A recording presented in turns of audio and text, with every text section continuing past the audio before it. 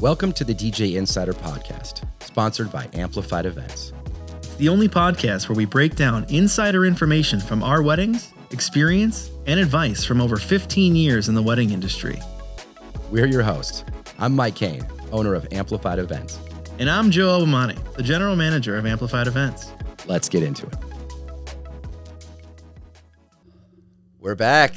Back again. Yes. Wedding season is like full bore, pedal to the metal. It's going. It's here. Summer's here. Let's see. It's been a minute. We did, the one weekend was like fully packed. We did, I think, a wedding Friday. We did 6 weddings Saturday and a wedding Sunday. And then this past weekend, we did Friday, Saturday weddings. And I think we had like 4 or 5 on Saturday. So it's just been boom, boom, boom, boom. Knocking them out. Yes. So talk me through. So you had one last Friday, and then you and I did one together last Saturday. Yep. Walk me through. Where were you at? Like, what were the kind of the things? Sure. So mine on Friday was at Belmare in Galen. I still don't know. I don't know. It looks like Galen, but I'm pretty sure it's Galen, Michigan. Kind of in the middle of nowhere. I don't even know how to explain it. It's sort of a barn, but it's not at the same time. It's just this like little wedding venue kind of tucked in, like I said, to the middle of nowhere off 8094 in Michigan. But it was honestly a great time.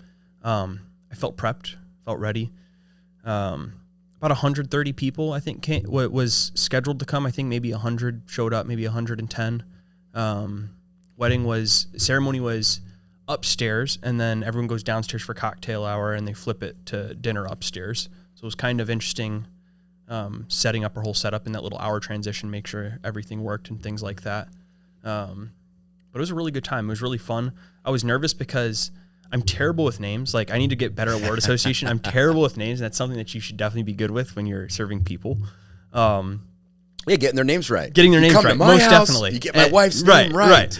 And I made sure on the phone call, too, how do you guys want to be, introduced? Because the groom's name was Joshua, so I assumed Josh right away, but just wanted to check. Yes. And the bride's name was Kateri. Yeah. And it's spelled Kateri. So I didn't know if it was Kateri. I assumed Kat for short. Yeah. Well, the whole night, the officiant was calling her Katari. Like the Atari. The wedding planner was calling her Kat. And it turns out that she likes to go by her full name. It turns out doesn't like Kat. Definitely doesn't like Katari because it's just not right. And so Mason was assisting me that night, and I was like, "Is it Kateri or is it Kateri?" And Mason's like, "It's Kateri." I guess Mason had a conversation with her. So on first like face-to-face meet with her, I got her name right. Something so simple, right? And immediately she's just like, "Oh my gosh, you got my name right." Yeah.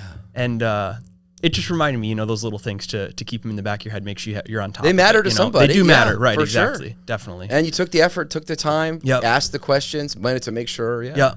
First bride I had that was definitely freaking out. Yeah. A little nervous. As soon as anxious. I went up to her, she's going over like very basic details that I would hope to God we're professional enough to be on top of and have covered, like first dance songs and things like this.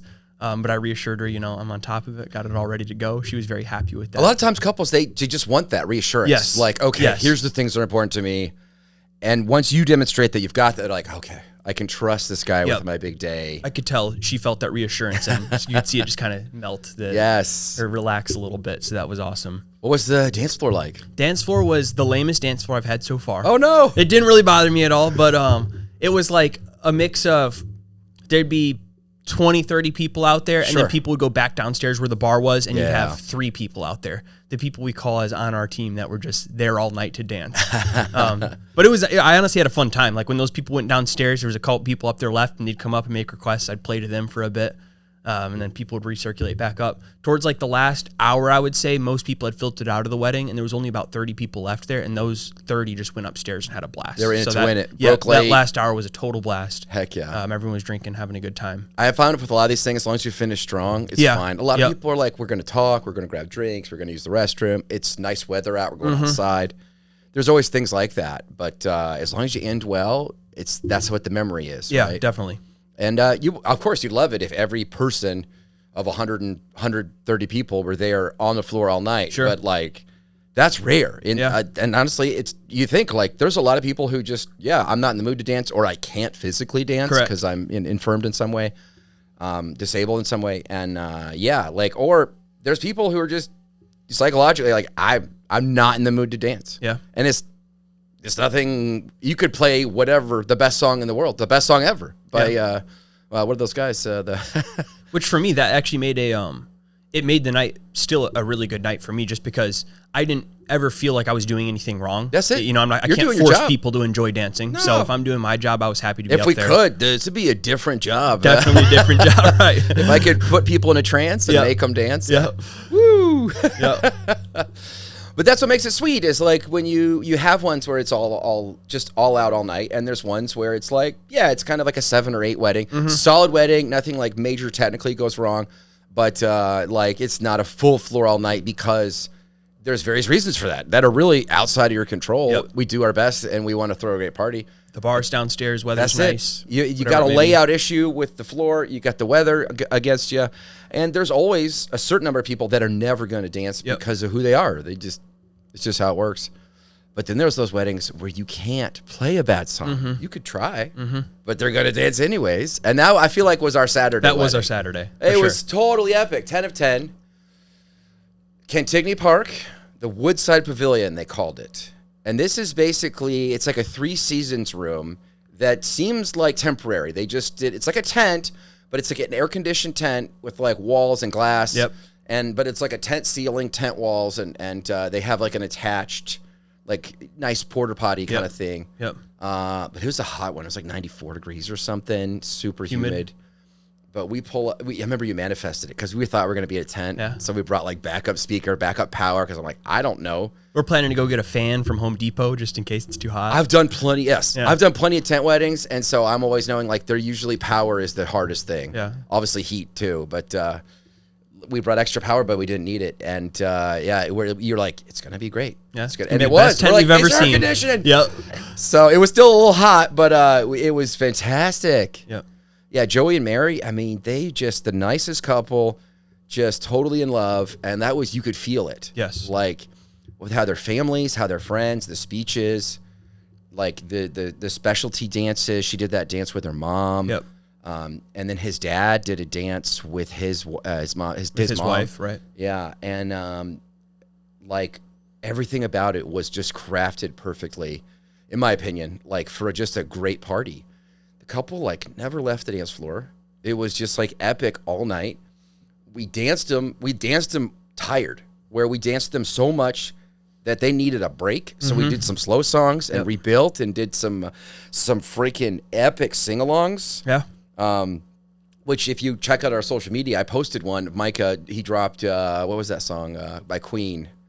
Don't Stop Me Now. Don't Stop Me Now, yeah. Yeah, it was like Pink Pony Club into Don't Stop Me Now. And the crowd was just going insane. Yeah. And the video, I was like, I have to take a video of this because it's just, and it was like that all night. It was just a crazy floor. We couldn't play a bad song. Do you remember any like songs of the night that just hit huge? Did we ever find that one? You were talking about one. We didn't. I have to look it up. Oddly enough, it's easier for me to think of songs that I thought were going to go bad that ended up hitting. At one point, we had a gentleman come up that's like, I think we were playing Drake, or like we were like heavy into it. Yes, Nokia, like people are vibing, and the guy comes up and asks for what was it? The conga by Gloria Estefan and then Miami Sound Machine. Please play the conga. And I write down his request, and I immediately go over to the bride, and I'm like, hey, the gentleman right there. He looks to be a part of your. He looked like he was at the family table, but I didn't recognize him. I'm like, sorry, the name's slipping me, but that gentleman right there requested the conga, and she's like, you know what?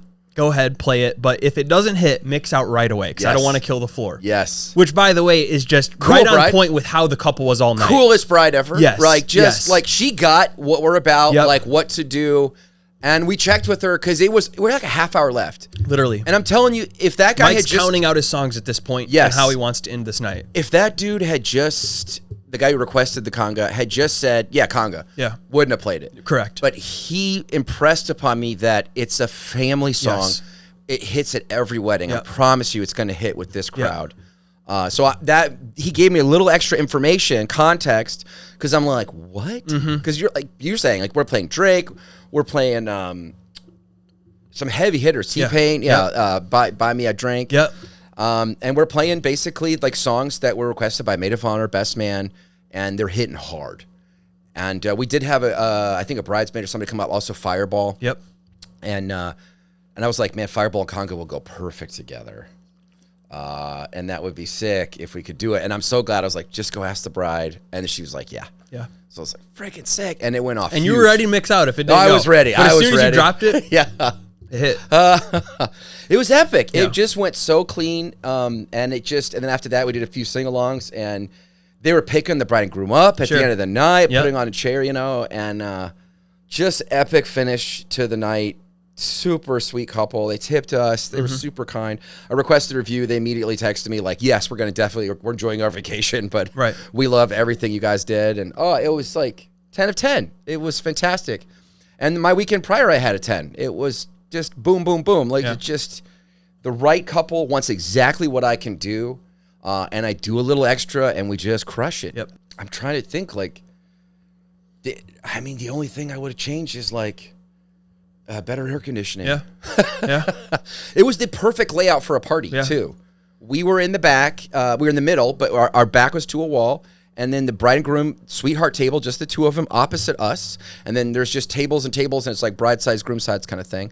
Then bathrooms in the back, bars just outside. And 150 people, 140 people, something like that. And they all got bussed in.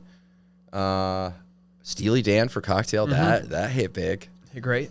We had that woman come up, she's like, do you like Steely Dan? I'm like, I do now. Yeah. But I was like, this is the groom picked this. And the bride said, you can be charged the music. No Steely Dan. He's like, what about for cocktail hour? And he got that. That was his one win. That was his win, yeah. Man, I didn't even talk to the bride before the wedding. She's like a resident at like an ER kind of thing. Busy doctor, just really busy. And so she wasn't able to make our meeting. And Joey was like, yeah, she can't make the meeting, but she put me in charge. Trust me.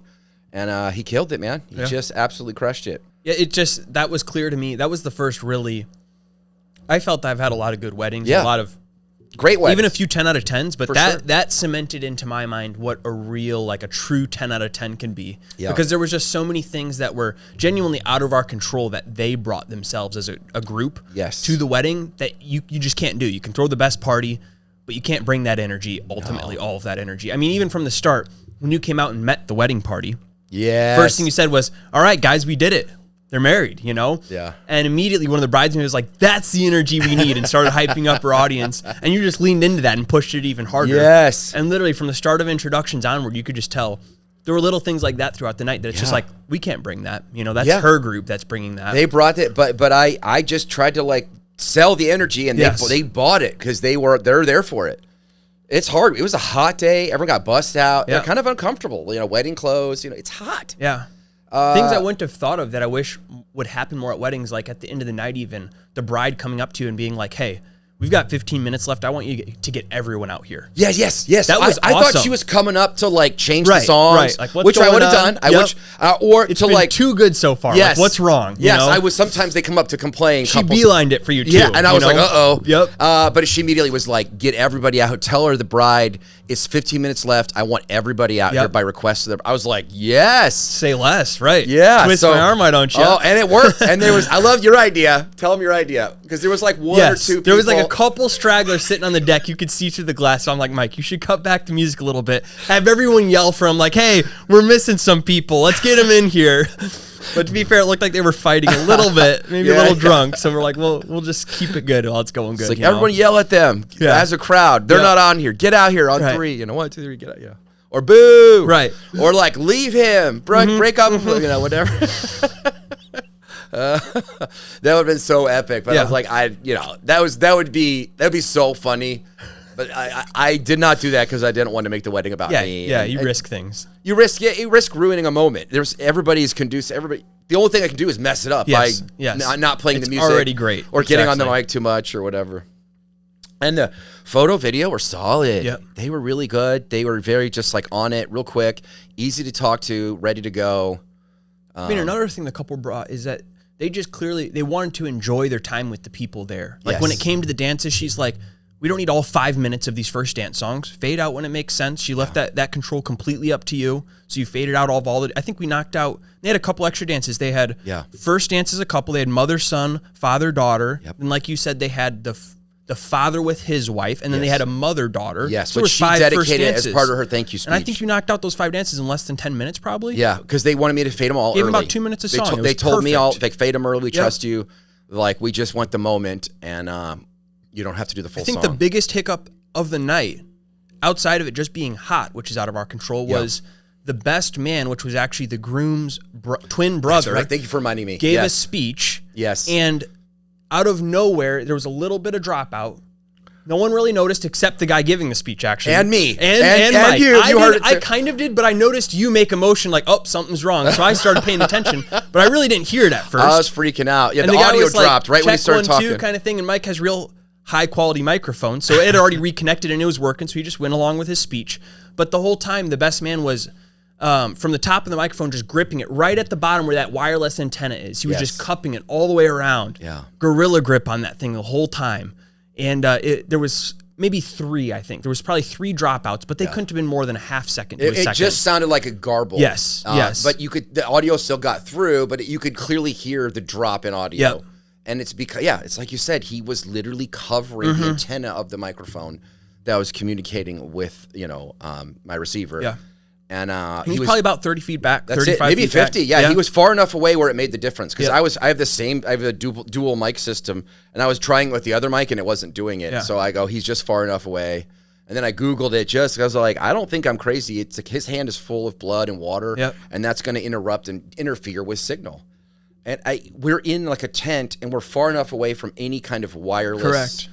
And the audio and video didn't really have anything. Yeah, they didn't have running. anything like that. So I'm like, what is going on? And we had line of sight to the microphone, which is what you always want with microphones because of wireless technology.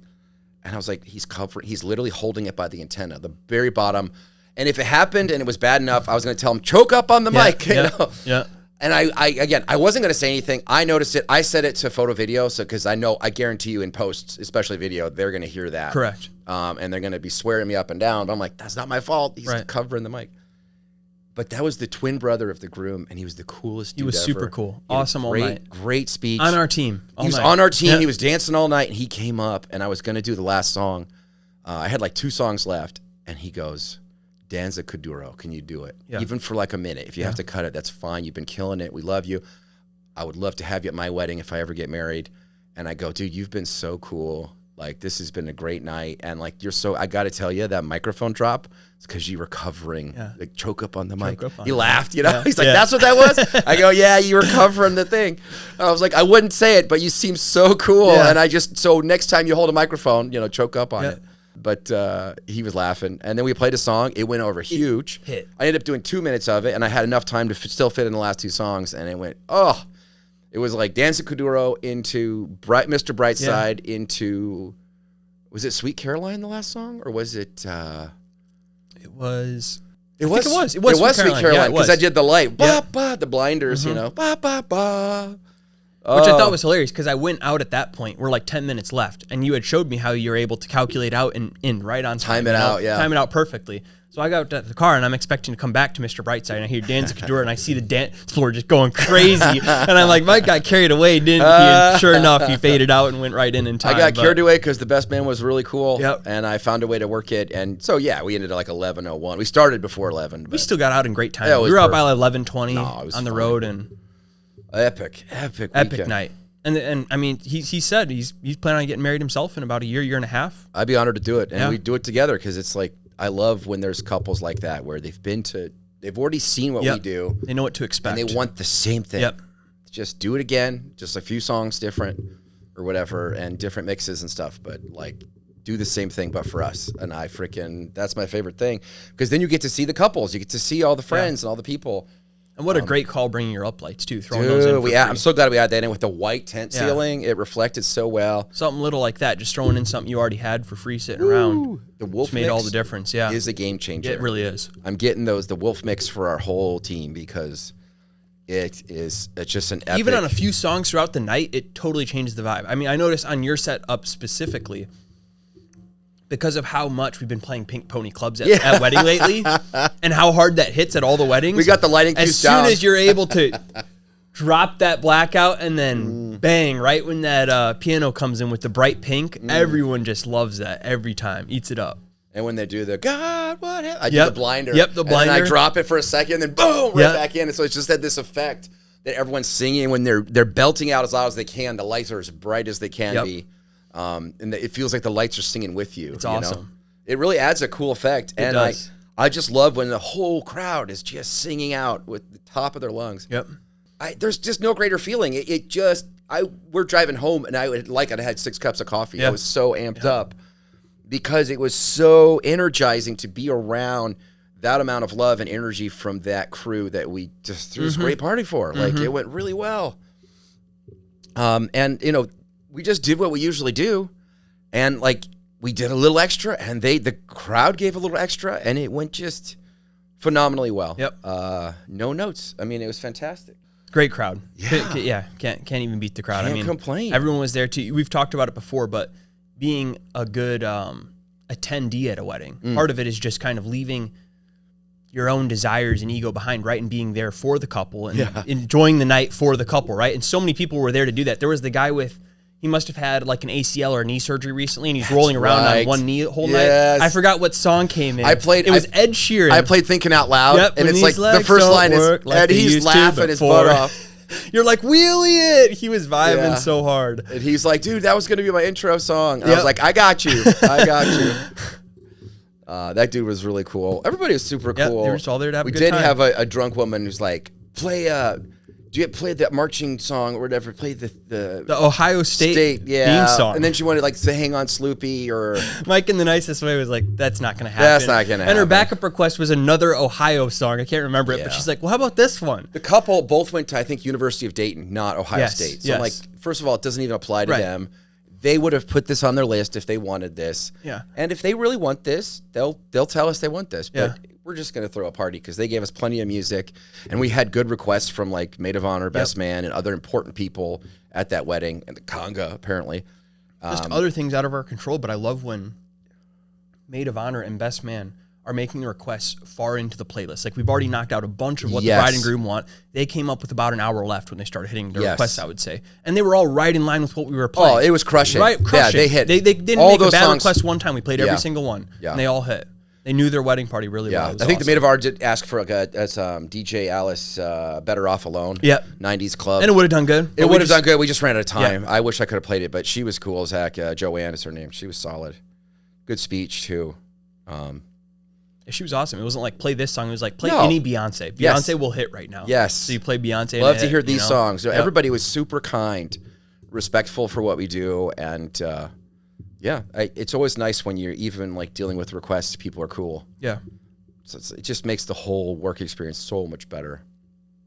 I just freaking love this job, and that wedding reminded me. I'm like, oh yeah, you're good at this, and this is why you do this. This is what a wedding can be and should be. And they just had all the elements we always talk about, like just an all-in crowd. They spent time picking out songs that really fit well with their group. They had a good layout that was central, conducive to a party. They were on the dance floor like all night. Yep. They weren't Nazis, crazy about the playlists. Yep. They gave us playlists, but they trusted me to do my thing. Allowed requests. Yes, and we worked those in. Fade out if it doesn't hit. And they were just all in, and their guests were all in. There was that one guy, he didn't even come up to us. He looked European, or maybe British or something. But he British or Australian to me. Yeah, I couldn't tell. It could be. I don't know. Longer hair. Yeah. But he looked like he'd lived some life, and he was on the dance floor. His shirt was like see-through. Soaked. Because he had just danced so hard. And I go, if that guy comes up, play whatever he wants. Yeah, anything. But he's not going to come up because he's the coolest dude. He danced to every song. He didn't care. Like it was his favorite song. Yeah. So that's a good dude. That's a good partier. That's a good wedding guest. I don't know, man. I'm looking forward to this weekend. I'm hoping we can have where are you at this weekend? Sort of. I'm with Joey. I don't even know. I don't know where I'm at. I'm sorry. I told you I'm at a pavilion on Friday with Joey. Sandy Pines. Sandy Pines. That one I know. Yeah. Sandy Pines. And then with Kate, I'm not sure where I'm at on Saturday. I don't think I've been to either venues though, so I'm excited. I like getting to experience. Yeah, Sandy Pines. That'll be awesome. Indoor outdoor. I know it's indoor outdoor, but you'll be a good night. And then Saturday is that? Oh, that's Dave. Okay, never mind. Which I'm not sure if you've had Joey on the podcast to talk about his experience in where he was in the hallway.